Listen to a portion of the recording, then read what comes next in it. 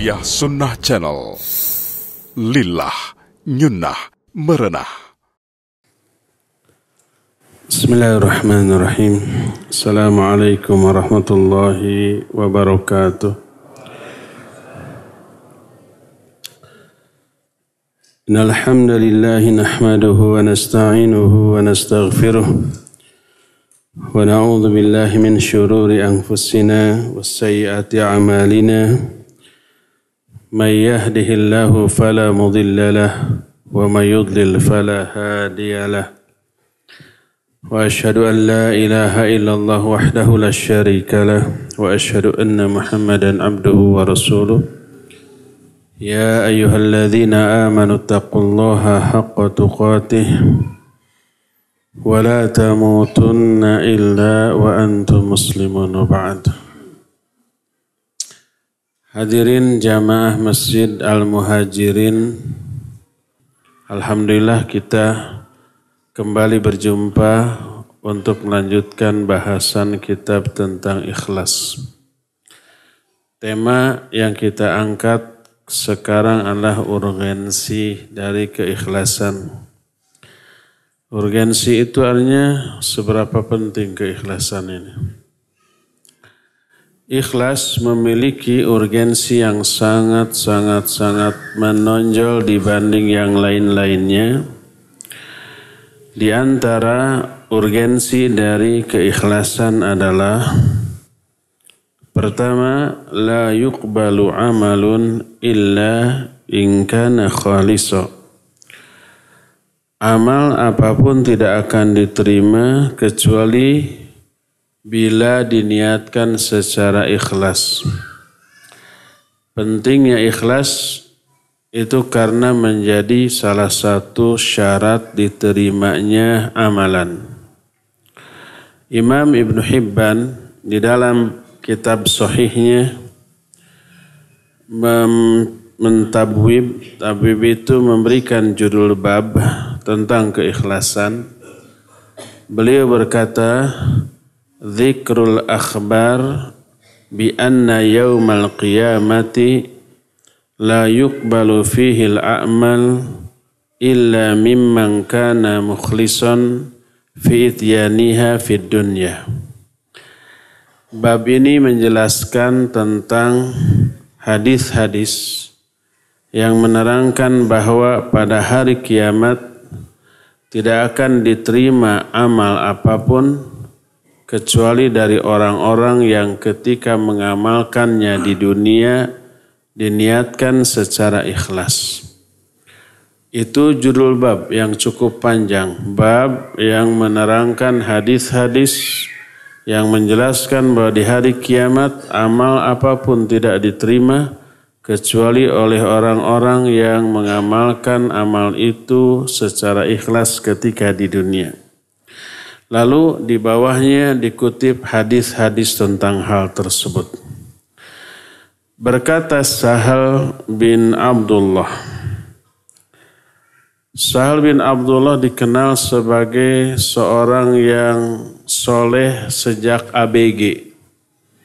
Sampai ketika bujang pun ahli tahajud, ahli saum, ahli zikir. Ketika ABG juga sudah hafidh Quran. Sahal bin Yunus At-Tasturi atau yang dikenal dengan sebutan Abu Muhammad.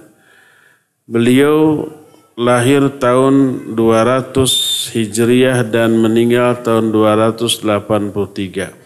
Cukup tua ya. Berarti berapa tahun? 83 tahun. Karena kesolehan dan keilmuannya, ucapan-ucapannya banyak dikutip oleh ulama-ulama setelahnya. Kata beliau, ad-dunya jahlun wa mawat illal ilm. Wal ilmu kulluhu hujjatun illal amalu bih. Wal amalu kulluhu habba illal ikhlas. Wal ikhlas ala khatrin azim hatta yukhtamu bih. Kata Sahal, dunia ini adalah kebodohan dan kematian. Kecuali ilmu. dan ilmu seluruhnya akan menjadi dakwaan bagi pemiliknya. Setiap pemilik ilmu nanti akan didakwa, kecuali orang yang beramal dengan ilmu itu. Kalau yang mengamalkan ilmu, dia selamat. Kalau tidak mengamalkan ilmu, dia celaka. Kalau tidak berilmu, lebih celaka lagi. Jangan sampai diambil kesimpulan yang salah. Kalau punya ilmu tak diamalkan, diazab. Lebih baik bodoh atuh. Bodoh lebih hebat lagi azabnya, ya. Jadi ilmu semuanya akan menjadi hujjah, menjadi alasan yang mencelakai si pemilik ilmu, kecuali kalau dia beramal. Dan seluruh amalan akan menjadi habba. Haba itu debu-debu yang ditiup angin, yang tidak menempel pada apapun. Jadi maknanya tidak ada manfaatnya, bagaikan debu yang ditiup angin, kecuali kalau amalan itu dilakukan secara ikhlas. Dan orang yang ikhlas pun berada pada titik yang riskan, kecuali orang itu menutup kehidupan di dunia itu tetap di atas keikhlasan. Sebab amat sangat mungkin orang ikhlas di awal, tapi di tengah perjalanan belot menjadi apa? Riya, sum'ah, ujub, takabur, dan yang sejenisnya dengan berbagai macam penyebab. Penyebabnya mungkin salah satunya salah gaul. Bergaul dengan orang-orang yang pamer, orang-orang yang ria, orang-orang yang tukang selfie terhadap amal baik yang dilakukannya. Ketika ngaji, ceklek selfie diberi komentar. Ketika malam hari mau tahajud, ceklek mau tahajud dulu nih. Seperti itu. Ada yang begitu? Mungkin ada, ya. Kita gaul sama orang seperti itu panas. Akhirnya kita terpancing untuk selfie juga atau untuk pamer juga dengan kebaikan kita. Berkata Imam Az-Zahabi rahimahullah, Imam Az-Zahabi termasuk ulama ahli hadis dan ahli sejarah. Beliau menyusun kitab sejarah yang sangat bagus, Syiaru A'lamin Nubala. Demikian juga tentang kitab-kitab hadis, ya, itu banyak.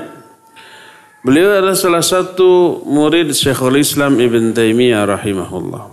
Kata Imam Az-Zahabi, "Fala taqwa illa bi'amal, wa la amal illa bitarwi minal ilmi wal ittiba, wa la yanfa'u dhalika illa bil ikhlasi lillah." Tidak akan ada ketakwaan kecuali dengan amal. Tidak akan ada amal kecuali amal itu dilandasi oleh ilmu dan ittiba. Apa itu ittiba? Mengikuti contoh dari Nabi SAW. Sebab orang yang beramal maksudnya mengamalkan amalan agama, bukan amalan dunia. Tapi ketika mengamalkan amalan agama seperti sholat, seperti saum, seperti ibadah-ibadah lain, tapi tidak mengikuti contoh Nabi SAW dalam mengamalkannya, maka akan apa?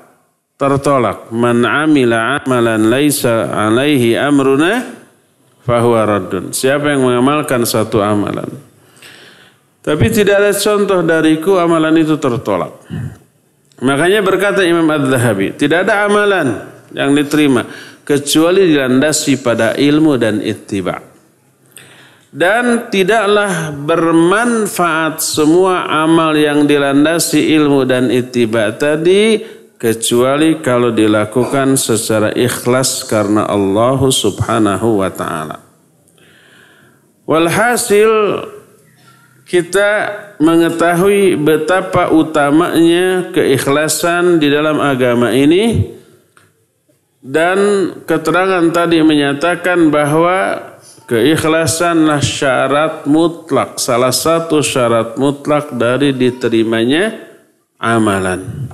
Dari sinilah kita mengetahui penting atau urgennya keikhlasan.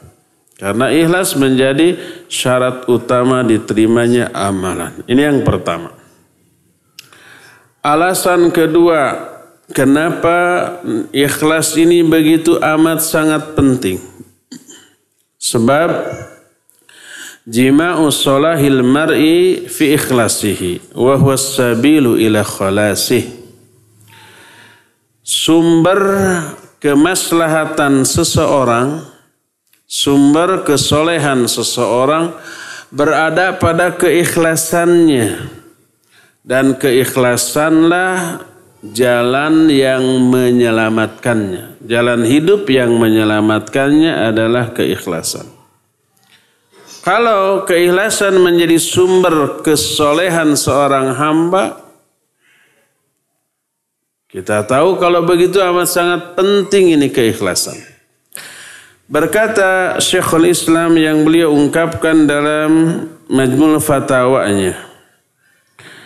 Kata beliau, fa innal ikhlasa wat tawakkul jima'u sholahil khasah wal 'amah kama amarna an naqul fi sholatina iyyaka na'budu wa iyyaka nasta'in. Fahatanil kalimatan qad qila innahuma tajma'ani ma'aniyal kutubil munazzalah minas sama'. Ikhlas dan tawakal adalah sumber kemaslahatan manusia baik yang khusus ataupun yang umum. Yang khusus itu para nabi, para sahabat, para ulama, para wali Allah, itu orang-orang khusus. Yang umum adalah orang-orang awam seperti kita-kita. Kata Syekhul Islam, ikhlas dan tawakal adalah sumber kesolehan semua manusia, baik yang khusus ataupun yang umum, sebagaimana yang Allah perintahkan untuk kita katakan di dalam sholat kita, iyyaka na'budu wa iyyaka nasta'in. Ini kalimat ikhlas. Makna iyyaka na'budu, hanya kepada Engkau kami ibadah. Ada makna hanya. Lafaz mana yang mengandung atau bermakna hanya tidak ada. Tapi dari struktur dalam bahasa Arab biasanya struktur kalimat adalah fi'il, fa'il, maf'ulun bih. Kalau bahasa Indonesia kata kerja, lalu subjek, lalu objek. Itu yang baku biasanya. Kalau bahasa Indonesia SPOK ya, masih ingat nggak? Subjek, predikat, objek, dan keterangan. Kalau dalam bahasa Arab, kalau kalimatnya disebut jumlah fi'liyah, jumlah fi'liyah itu kalimat yang diawali oleh kata kerja, oleh fi'il. Strukturnya, polanya adalah fi'il, fa'il, maf'ulun bih. Itu yang standar. Nah, kalau maf'ulun bihnya didahulukan daripada fi'il dan fa'il, objeknya didahulukan. Seperti dalam kalimat ini, iyyaka na'budu. Iyyaka na'budu, iyyakanya didahulukan objek, ya. Na'budu subjek dan predikat. Diakhirkan. Kalau objeknya didahulukan maka mengandung dua makna. Makna pertama hasar, makna kedua ihtimam. Hasar artinya terbatas, pengkhususan. Iyyaka na'budu, hanya kepada Engkau kami ibadah. Ada hanyanya. Diambil dari struktur kalimat. Objeknya atau maf'ulun bihnya didahulukan. Bukan na'budu iyyaka wa nasta'inu iyyaka, bukan begitu, tapi iyyakanya didahulukan. Bukan na'buduka wa nasta'inuka, bukan begitu. Kalau strukturnya begitu, fi'il, fa'il, maf'ulun bih, tidak perlu ada iya. Na'buduka wa nasta'inuk. Wa nasta'inuka gitu ya. Nah, tapi karena objeknya didahulukan ada iya. Iya tidak mengandung makna hanya, enggak. Tapi makna hanya itu diambil dari struktur kalimat. Hanya kepada engkau kami ibadah. Ini makna pertama dari didahulukannya objek. Kedua, ihtimam. Ihtimam itu dipentingkan si objek ini. Saking dipentingkannya maka diawalkan penyebutannya. Seperti ya Allah jadi Allahumma. Ya Allah itu apa namanya maknanya? Wahai Allah bahasa kita ya. Allahnya didahulukan, iyanya di-over ke belakang. Karena di-over ke belakang, dia diganti dengan huruf mim. Jadi Allahumma. Mengganti huruf mim ini punya makna. Kenapa tidak dengan huruf-huruf lain? Pertama, Allahumma, Allahnya didahulukan karena itu dipentingkan. Yang kedua, dikhususkan. Jadi kata-kata ya Allah dalam makna doa hanya khusus untuk Allah. Allahumma. Ya. Huruf mimnya mengandung dua makna. Pertama jima, yang kedua mubalaghah. Jima itu artinya menyatukan seluruh fokus, pikiran, perasaan, konsentrasi ketika mengucapkan Allahumma. Makanya kalau orang yang faham bahasa Arab, makna Allahumma di dalamnya terkandung minimalnya 4 hal. Pertama, itu hanya khusus ditujukan kepada Allah. Yang kedua, Allahnya dipentingkan, saking dipentingkannya lafaz Allahnya didahulukan.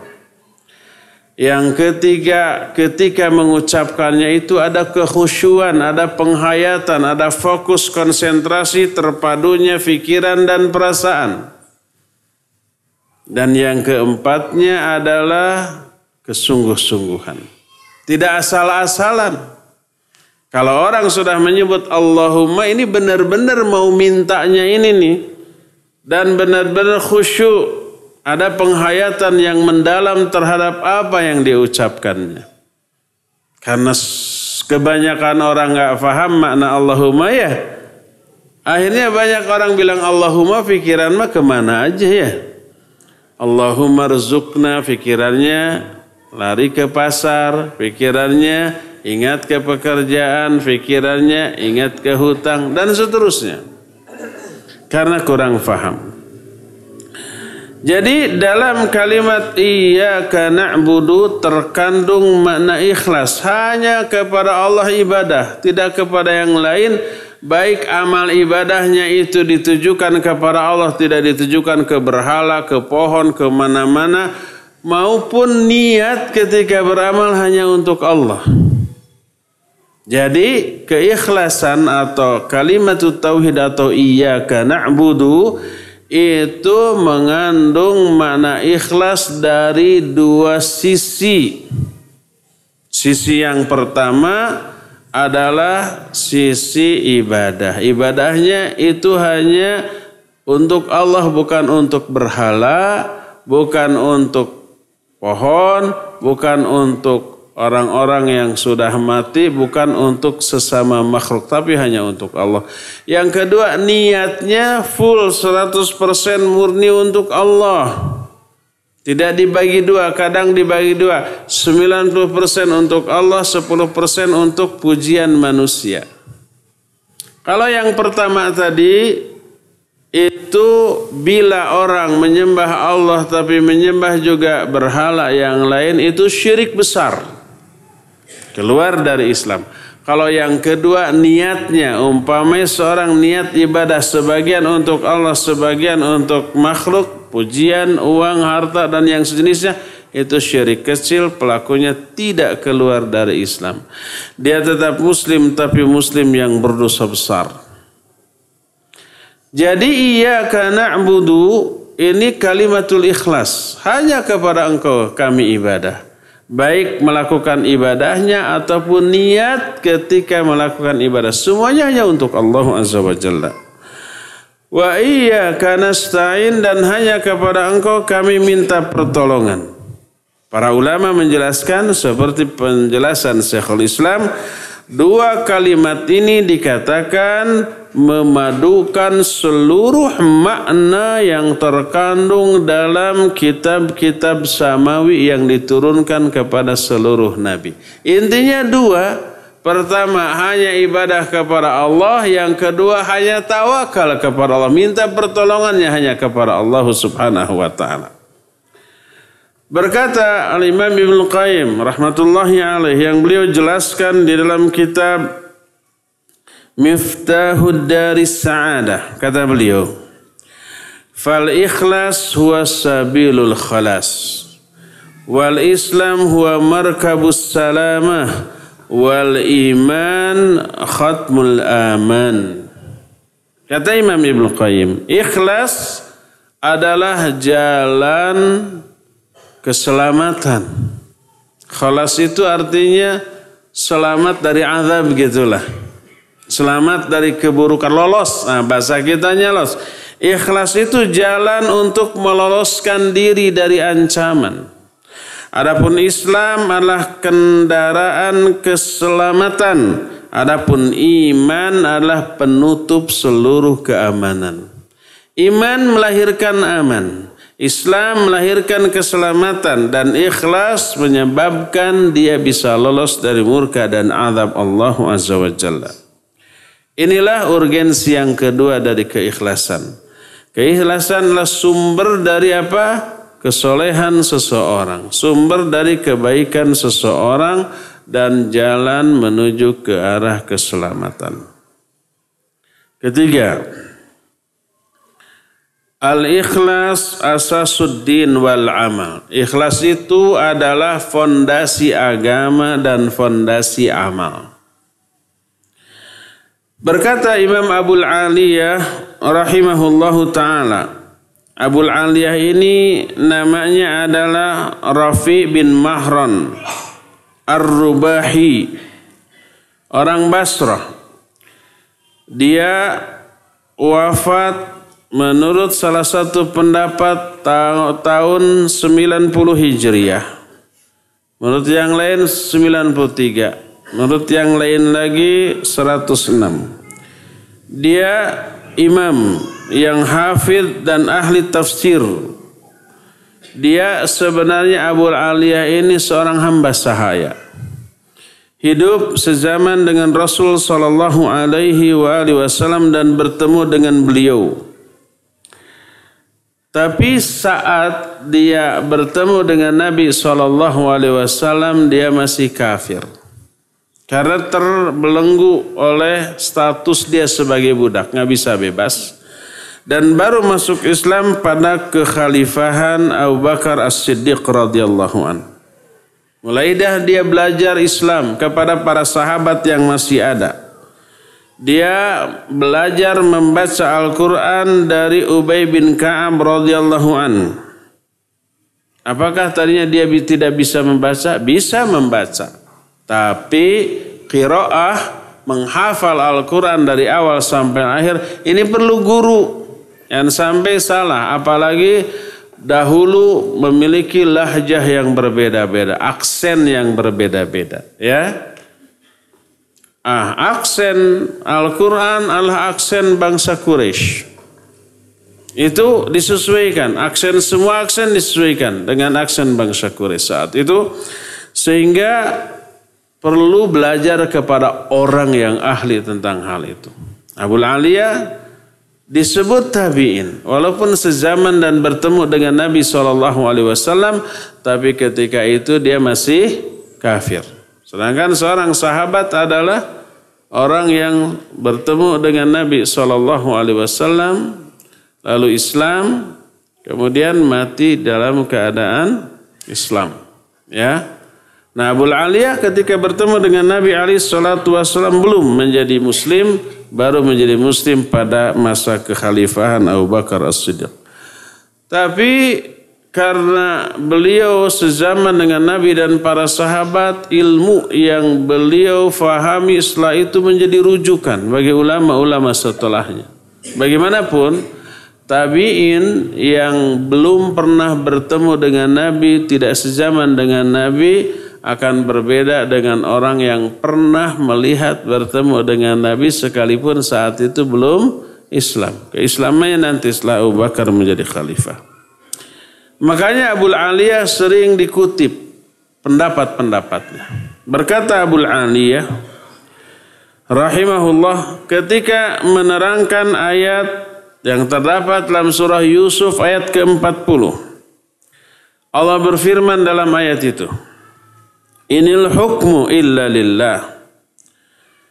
Amara alla ta'budu illa iyyah." Tidak ada hukum kecuali hukum Allah. Allah merintahkan agar kalian tidak beribadah kepada siapapun kecuali kepada Allah. Tidak boleh ibadah kepada siapapun kecuali kepada Allah. Ini ikhlas. Mana ikhlas adalah murni menunjukkan ibadah hanya untuk Allah. Berkata Abul Aliyah, "Asasuddin alal ikhlasi lillahi wahdahu la syarikalah." Ayat ini menjadi dalil bahwa fondasi agama dibangun di atas ikhlas kepada Allah satu-satunya yang tidak ada syirikat baginya dalam hal itu. Ya. Berkata Syekhul Islam ketika menerangkan masalah ini, "Qad fusiral Islam al-wajhu lillah bima yatadammanu ikhlas." Bima yatadammanu ikhlasa qasdihi lillah wa huwa muhsinun bil amali salih al ma'muri bihi wa hadhani al aslani jima'uddin alla na'budu illallah wa an na'budahu bima syara'a la na'buduhu bil bid'ah. Kata Syekhul Islam, Islam ditafsirkan dengan dua poin cakupan. Pertama, wajah Allah yang dituju dengan seluruh amalan yang dilakukan oleh manusia. Yang kedua, berbuat baik dengan melakukan amal soleh yang diperintahkan. Dua hal ini menjadi pokok dari seluruh ajaran agama. Yang pertama, tidak beribadah kecuali kepada Allah. Yang kedua, tidak beribadah kepada Allah kecuali dengan syariat yang Allah tetapkan. Tidak beribadah dengan kebid'ahan yang ditambah-tambahkan. Dua hal itu, ikhlas dan ittiba, menjadi apa? Menjadi fondasi dalam seluruh amalan agama ini. Berkata Syekh Safiur Rahman Mubarakfuri, ini orang India tapi menjadi ulama. Mubarakfuri itu sudah diarabkan. Kalau bahasa Indianya Mubarakafur. Kemudian dalam lisan orang Arab jadi Mubarakfuri. Makanya kalau umpamanya ke India, jangan nanya, kenal nggak Syekh Mubarakfuri? Apa itu? Tapi kalau ditanya Mubarakafur mungkin tahu. Berkata Syekh Safiur Rahman Mubarakfuri, wa anna mabniyal a'mal alal ikhlas, bahwa bangunan seluruh amal dibangun di atas keikhlasan. Siapa yang beramal tidak di atas ikhlas sama dengan membangun bangunan tidak di atas fondasi yang kuat. Ada nggak orang membangun bangunan langsung saja bata dipasang di atas tanah, terus dipelur sampai tinggi? Bisa nggak begitu? Bisa, tapi amruk. Ya, ada motor lewat, ada mobil lewat, nggak geter tuh gitu. Berkali-kali getaran, akhirnya amruk itu bangunan. Kalau tidak di atas apa? Fondasi. Nah, makanya keikhlasan sebagai fondasi bagi seluruh amalan. Semua amal yang tidak dibangun di atas ikhlas, maka amalan itu runtuh. Maka makna runtuh tidak diterima oleh Allah Azza wa Jalla. Berkata Sulaiman bin Abdullah rahimahullah ketika menerangkan Al-Kahfi ayat yang terakhir. Ayat yang ke-110 Allah berfirman, "Faman kana yarju liqa'a rabbih falyamal 'amalan shalihan wa la yusyrik bi ibadati rabbih ahada." Siapa orang yang mengharapkan pertemuan dengan Allah? Mana mengharapkan pertemuan dengan Allah? Menunjukkan orang itu sangat mencintai bertemu dengan Allah. Semua orang pasti bertemu dengan Allah, termasuk orang kafir. Orang kafir akan bertemu dengan Allah di akhirat nanti, ya. Tapi karena orang kafir mah dosanya seuduk-uduk, tunggul dirurut, catang dirumpak, segala dilabrak. Yang haram dilakukan, yang wajib dijauhi. Pas ketemu dengan Allah itu musibah bagi mereka, babak belur tuh. Makanya mereka tidak berharap bertemu dengan Allah, tapi pasti bertemu. Adapun orang yang beriman dan beramal soleh, pertemuan dengan Allah itu adalah sesuatu yang diapakan? Diharapkan. Karena bertemu dengan Allah adalah kebahagiaan. Bertemu dengan Allah adalah menerima balasan yang baik sebaik amalan yang dia lakukan ketika di alam dunia. Jadi dia berharap bertemu dengan Allah. Allah menyatakan siapa orang yang mengharapkan pertemuan dengan Allah, maka hendaklah dia beramal soleh. Kalau mau bahagia ketika berjumpa dengan Allah, dan pasti kita berjumpa. Cuma nggak tahu dalam keadaan takut atau senang, dalam keadaan bahagia ataukah menderita, kita nggak tahu. Siapa orang yang ingin bahagia ketika berjumpa dengan Allah, maka hendaklah dia melakukan amal soleh dan janganlah dia menyekutukan Allah dengan sesuatu pun. Ini ayat surah Al-Kahfi ayat yang terakhir. Berkata Sulaiman bin Abdullah ketika menerangkan ayat ini.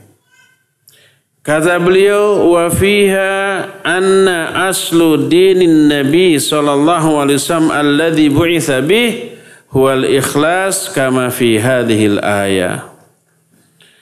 Kata Sulaiman bin Abdullah, di dalam ayat ini terkandung penjelasan bahwa pokok pangkal agama Nabi Muhammad sallallahu alaihi wasallam yang beliau diutus dengan membawa ajaran tersebut adalah keikhlasan sebagaimana diterangkan di dalam ayat ini. Berkata Imam Ibn Rajab Al-Hambali rahimahullahu ta'ala, beliau menerangkan ini dalam kitab Jami'ul Ulum wal Hikam. Kitabnya hanya 1 jilid, tidak begitu besar.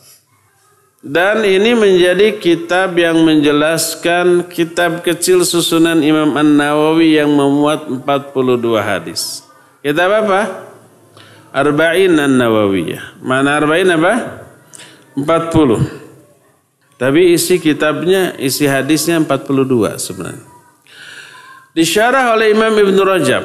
Ditambah 10 hadis lagi jadi 52 hadis. Nah, syarahnya ini diberi judul Jami'ul Ulum wal Hikam. Dalam kitabnya ini berkata Imam Ibn Rajab, wa qala Abu Abdillah Al-Nabaji Az-Zahid rahimahullah. Berkata Abu Abdullah Al-Nabaji, seorang yang zuhud. Khamsu khisalin biha tamamul amal. Ada 5 perkara yang bisa menyempurnakan seluruh amalan. 5 ini wajib tuh diterapkan dalam setiap amalan yang kita lakukan. Apa saja kelima itu? Pertama, al-imanu bi ma'rifatillahi azza wa jalla. Pertama, beriman dengan ma'rifat kepada Allah. Apa arti ma'rifat? Mengenal, mengetahui Allah semendalam yang kita bisa. Kalau kita mengenal Allah, pasti akan mengimaninya. Imannya di atas landasan ma'rifat, di atas landasan ilmu, pasti kokoh dan kuat dan asli. Gak mudah goyah kena hantaman, ujian dan cobaan. Kedua, wa ma'rifatil haq, mengenal al-haq, mengenal kebenaran. Mana kebenaran itu? Syariat Allah, Islam ini. Al-haqqu min rabbik fala takunanna minal mumtarin. Kebenaran itu dari Allah. Jangan kalian menjadi orang yang ragu-ragu. Ketiga, wa ikhlasul amali lillah, ikhlas dalam beramal karena Allah. Keempatnya, wal amalu ala sunnah, beramalnya di atas sunnah. Ikhlas tapi bid'ah, tertolak. Ikhlas tapi amalannya diambil dari tradisi, dari adat, dari budaya gitu ya. Ada tradisi budaya ini bikinan siapa? Bikinan manusia. Makanya disebut budaya. Masih ingat gak waktu kita sekolah dulu? Budaya adalah hasil budidaya manusia, hasil kreasi manusia, hasil olah fikir manusia, lalu diterapkan. Ya, jadilah budaya. Itu bukan wahyu, itu bukan agama. Jadi poin yang keempat ini adalah mengamalkan amalan di atas sunnah. Dan yang terakhir kelima, wa aklul halal, memakan harta yang halal. Ini 5 nih. Dengan 5 perkara ini sempurnalah amalan dan diterima. 1 aja tidak terpenuhi, ditolak itu amalan. Pertama, iman berdasarkan ilmu kepada Allah Azza wa Jalla. Kedua, mengenal al-haq, syariat ini. Yang ketiga, ikhlas. Yang keempat, di atas sunnah. Dan yang kelima, memakan makanan yang halal. Lalu beliau melanjutkan, fa'in faqadat wahidah lam yartafi'il amal.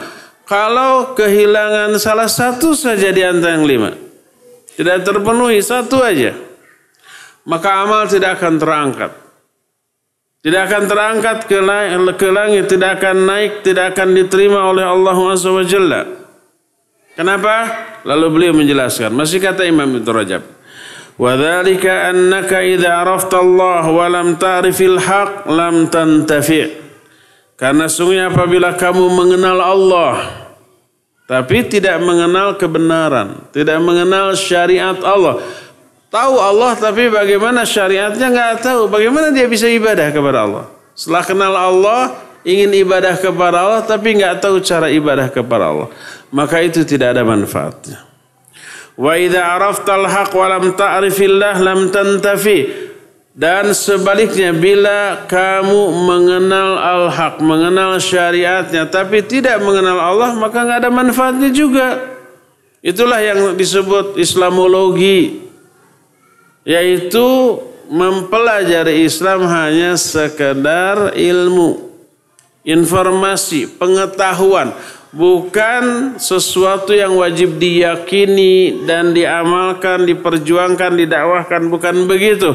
Cukup sebagai salah satu di antara disiplin ilmu, pengetahuan semata-mata.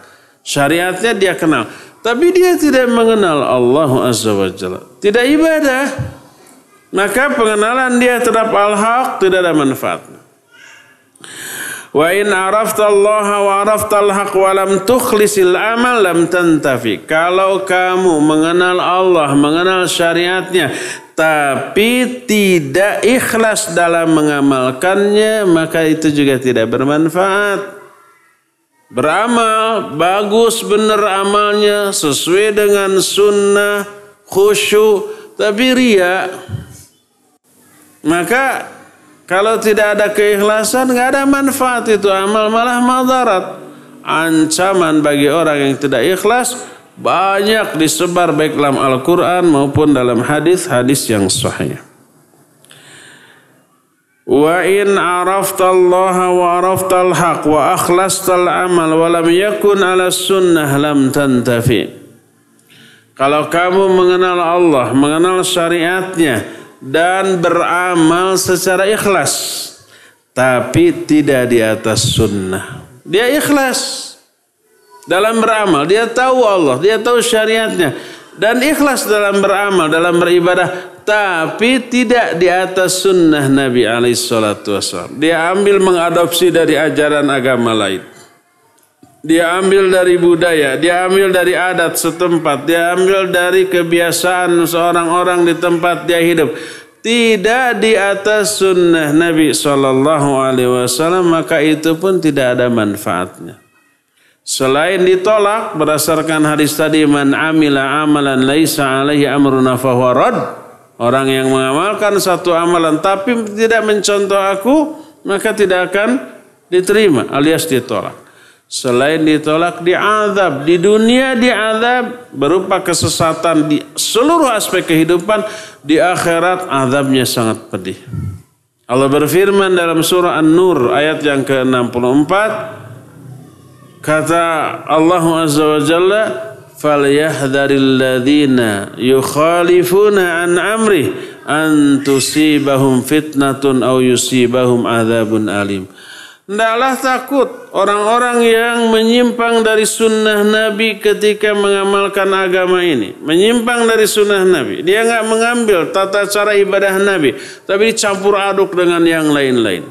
Orang itu hendaklah takut mereka akan ditimpa fitnah dan akan diberikan azab yang amat sangat pedih. Diancam tuh. Berdasarkan hal itulah, maka tiga yang tadi tidak ada manfaatnya kalau yang keempatnya tidak terpenuhi. Tiga pertama itu mengenal Allah, kedua mengenal syariatnya, ketiga ikhlas. Ya ikhlas, ya khusyuk. Tapi nggak di atas sunnah, ditolak. Wa in tammatil arba wa lam yakunil akal min halal lam tantafi. Kalau keempat poin tadi terpenuhi seluruhnya secara sempurna tapi tidak memakan makanan yang halal, maka tertolak.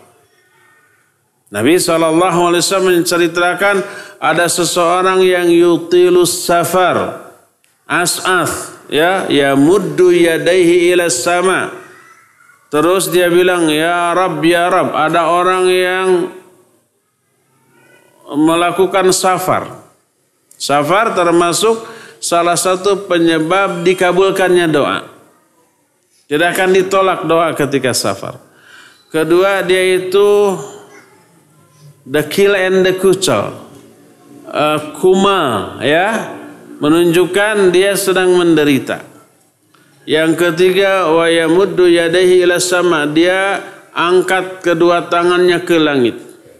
Bukan gitu, tapi menadahkan tangannya ke langit.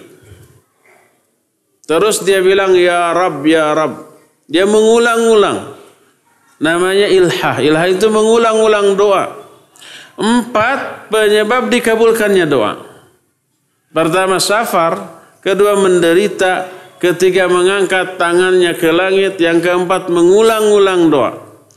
Tapi disebutkan makanannya haram, minumannya haram, pakaiannya haram. Bagaimana mungkin bisa dikabulkan?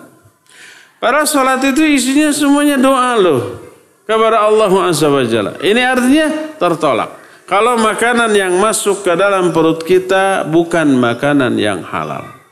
Makanya kelima poin tadi wajib dimiliki, maka sempurnalah amal yang kita lakukan. Ya, apa kelima itu? 1, mengenal Allah. Kedua, mengenal syariatnya. Ketiga, ikhlas. Keempat, di atas sunnah. Kelima, memakan makanan yang halal. Inilah poin ketiga atau alasan ketiga kenapa ikhlas itu begitu penting. Alasan keempat.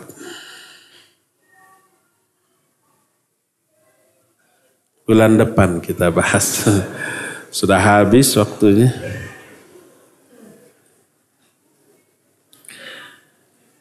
Waktunya sampai 5:30, sekarang tinggal 2 menit lagi. Ikhwan, ada yang mau ini buku siapa? Cung. Ayo, gratis. Namanya siapa? Adam. Pernah dapat buku? Belum. Ini judulnya Perjalanan Hidup 4 Khalifah Rasul yang Agung. Mulai Abu Bakar, Umar, Utsman, dan Ali. Jawab dulu ya pertanyaan saya. Sebutkan 3 alasan yang membuat ikhlas ini amat sangat penting. Kita sudah jelaskan 3. Pertama, amal tidak diterima tanpa ikhlas. 2, sumber kesolehan seorang pada keikhlasan. 3,